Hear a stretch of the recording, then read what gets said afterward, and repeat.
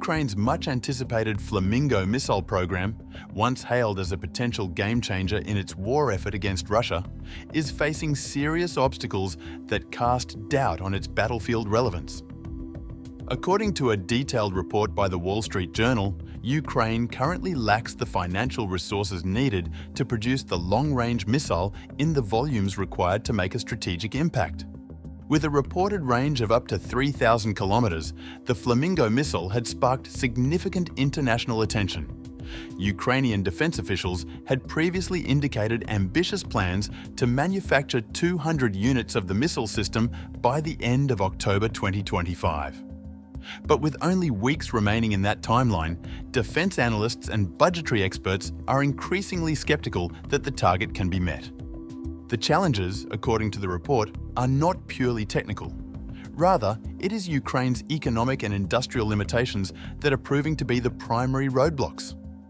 The country's defense sector has been under immense strain, stretched thin by nearly 3 years of full-scale war and reliant on unpredictable streams of foreign aid.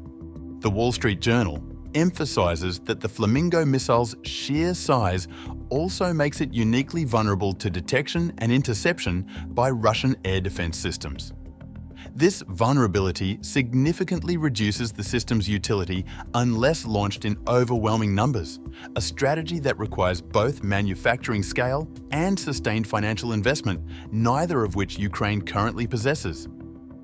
The analysis aligns with growing skepticism over the effectiveness of several high-profile weapons systems that have been supplied to Kyiv or developed domestically. These include British-supplied Storm Shadow cruise missiles, American ATACMS, and the long-promised F-16 fighter jets. While each system has had tactical effects in isolated scenarios, none have delivered a decisive shift in momentum on the battlefield. That raises a broader question.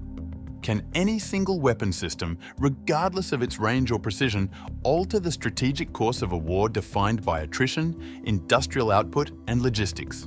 Ukraine's defense manufacturers have quietly acknowledged the shortfall in expectations. Some sources familiar with the program have admitted that even meeting half the projected target for Flamingo production would be considered a success under current conditions.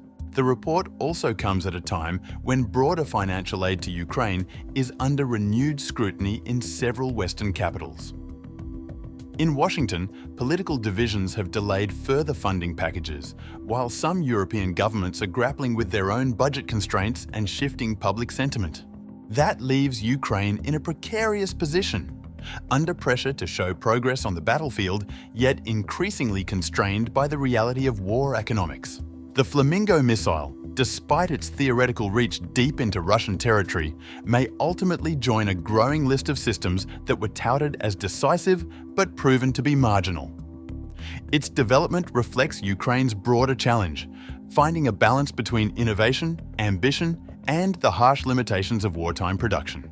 While the strategic value of long-range precision weapons is undeniable, their effectiveness depends not just on their capabilities, but also on the ability to produce, deploy, and sustain them at scale. Without the financial and industrial foundation to support that effort, Ukraine's high-tech aspirations may continue to fall short of their intended battlefield impact. As the war grinds on with no clear end in sight, the gap between military ambition and logistical reality remains one of the defining struggles of Ukraine's defense strategy.